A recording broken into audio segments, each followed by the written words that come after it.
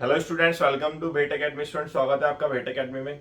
इस वीडियो में हम बात करने वाले हैं एएमयू क्लास 9 एंट्रेंस के लिए क्या कितनी सीट्स होती हैं, एलिजिबिलिटी क्या है, एज लिमिट, आपके पास सिलेबस क्या होता है, कैसे प्रिपरेशन करनी है और डॉक्यूमेंट्स क्या क्या चाहिए, ये सब हम बात करने वाले इस वीडियो में। तो अगर आप चैनल पर नए आए, चैनल को सब्सक्राइब कर सकते हैं और वीडियो को लाइक कर सकते हैं। तो चलिए स्टार्ट करता हूं। सबसे पहले मैं बात करता हूं सीट्स के बारे में। कितनी सीट्स हैं आपके पास, कितना कॉम्पिटिशन है, वो आपको पता चल जाएगा। तो नेक्स्ट अगर हम बात करें बॉयज के लिए, तो बॉयज के लिए 3 स्कूल हैं, एसटीएस, सीटी स्कूल और एबी के। तीनों स्कूल में 90 90 90 मतलब 270 सीट्स हैं। अगर आप बॉयज हैं तो आपके पास 270 सीट्स हैं, उसमें से आपको एक सीट आपको चाहिए। गर्ल्स के लिए सीट्स होती हैं 180, इसमें एबी के और एएमयू गर्ल्स स्कूल में आपके पास है। तो आपको टोटल जो सीट्स होती हैं बॉयज और गर्ल्स के लिए वो 450 सीट्स हैं। 450 सीट्स सिर्फ 9th क्लास के लिए हैं ये। अब देख रहे हो, इतने पूरे इंडिया से सब बच्चे आते हैं, एंट्रेंस देते हैं और कंपटीशन होता है इन सीट्स में। और इन सीट्स के अंदर कुछ रिजर्वेशन भी होते हैं, जिसमें इस रिजर्वेशन के मुताबिक जो सीट्स फिक्स होती हैं। ठीक है, तो ये आपके बात, ये जो बात हुई ये हो रही सीट्स की। लेकिन अब मेन जो कंफ्यूजन रहता है बच्चों को, रहता है एज लिमिट के ऊपर कि सर 8th क्लास हमने कर ली है या नहीं की है। कुछ इस तरीके से आप 8th क्लास में हैं या आपने 9th क्लास में है, फिर भी आप 9th क्लास का एंट्रेंस देना चाहते हैं, तो क्या आप दे सकते हैं? आप बिल्कुल दे सकते हैं, लेकिन मेन क्या होना चाहिए आपके पास? Age limit. तो एज क्राइटेरिया ये है, आपकी उम्र 13 से 15 साल के बीच में होनी चाहिए। अगर आप जिस साल एंट्रेंस दे रहे हैं, 2024 के लिए आप एंट्रेंस दे रहे हैं, तो 31 मार्च 2024 तक आपकी 13 से 15 साल के बीच होनी चाहिए। अगर ये भी समझ में नहीं आता तो आपकी डेट ऑफ बर्थ 1 अप्रैल 2009 से 31 मार्च 2011 के बीच में होनी चाहिए, तो आप जो है एंट्रेंस के लिए एलिजिबल होंगे। अगर आपके पास एज नहीं है तो आप एलिजिबल नहीं होंगे। तो ये एज एलिजिबिलिटी के बारे में बात हुई है।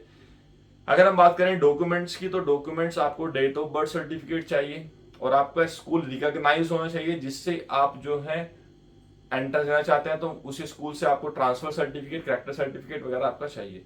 ठीक है, फोटोज आपके चाहिए, जो आप फॉर्म फिलअप करते हो उसके डाउनलोडेड फॉर्म आपके पास रहना चाहिए, एडमिट कार्ड आपके पास रहना चाहिए। ठीक है, ये सब डॉक्यूमेंट्स आपको संभाल कर रखना है जब तक आपका एडमिशन नहीं होता है। अब हम बात करते हैं सिलेबस के बारे में। तो देखिए, जो सिलेक्शन प्रोसेस है 9th क्लास के लिए, वो 2 पार्ट्स में होता है। फर्स्ट पार्ट है एडमिशन टेस्ट और सेकंड पार्ट होता है इसमें इंटरव्यू। तो एडमिशन टेस्ट जो होता है वो 85 मार्क्स का होता है। एडमिशन टेस्ट है 85 मार्क्स का। तो वो कैसे कैसे डिवाइड है वो मैं आपको बताता हूं। अब क्लास 8 में बच्चा छोटा ही होता है, लेकिन मेन चीज जो है एंट्रेंस के लिए वो है आपके पास कि सिलेबस को समझना और कंसेप्ट क्लियर होना। तो आप कोई भी एंट्रेंस क्रैक कर सकते हो। मैथ्स, साइंस, ये 2 सब्जेक्ट है आपके पास जो 30-30 मार्क्स के आते हैं एंट्रेंस में। 30-30 मार्क्स के, 85 में से 30-30 मार्क्स के, तो यही हो गए। नेक्स्ट बचता है लैंग्वेज, ये आती है 25 मार्क्स की, और इसमें इंग्लिश, हिंदी और उर्दू 3 लैंग्वेज आती हैं जो 25 मार्क्स की हैं। अब प्रिपरेशन कैसे करें? तो देखिए, सिंपल सी स्ट्रैटेजी समझिए। अभी तो सिलेबस तो एनसीईआरटी बेस्ड ही है स्कूल्स में, लेकिन काफी स्कूल्स हैं जो सही तरीके से समझा नहीं पाते। मैं यहाँ पर स्कूल्स की कमी नहीं निकाल रहा हूँ। मेन है कि 8th क्लास में बच्चा छोटा होता है और आप कुछ ऐसे स्कूल से होता है, हो सकता है आपको सही नहीं समझाया हुआ, आपके कंसेप्ट क्लियर नहीं है, तो बिना आप समझे हुआ एंट्रेंस क्रैक नहीं कर सकते। तो क्योंकि मेन जो मैथ्स और साइंस है 60 मार्क्स का, 25 लैंग्वेज है। लैंग्वेज तो आप फिर भी आप कर सकते हो, लेकिन अगर आपके पास मैथ्स की कंसेप्ट क्लियर नहीं है, साइंस की कंसेप्ट क्लियर नहीं है, तो बहुत मुश्किल हो जाता है, क्योंकि क्लास 9 के लिए कट ऑफ बहुत ज्यादा जाती है। तो इसलिए आपको ये ध्यान रखना है, नेगेटिव मार्किंग नहीं होती, लेकिन फिर भी आपको ये ध्यान रखना है कि कंसेप्ट क्लियर हो। और वो कंसेप्ट क्लियर करने के लिए मैंने सभी वीडियोस डाली हुई हैं class 8 NCERT based, concept with concept. तो सारी मैथ्स की और सारी जो है आपके पास साइंस की वीडियोस मिल जाएंगी इसी चैनल पर। मैं डिस्क्रिप्शन में लिंक भी दे दूंगा, सभी आपको वीडियोस मिल जाएंगे एंट्रेंस से रिलेटेड। और आप जो है, जो बच्चे 9th के प्रिपरेशन कर रहे हैं वो एएमयू के लिए कर रहे हैं, वो सैनिक स्कूल के लिए भी प्रिपरेशन कर सकते हैं।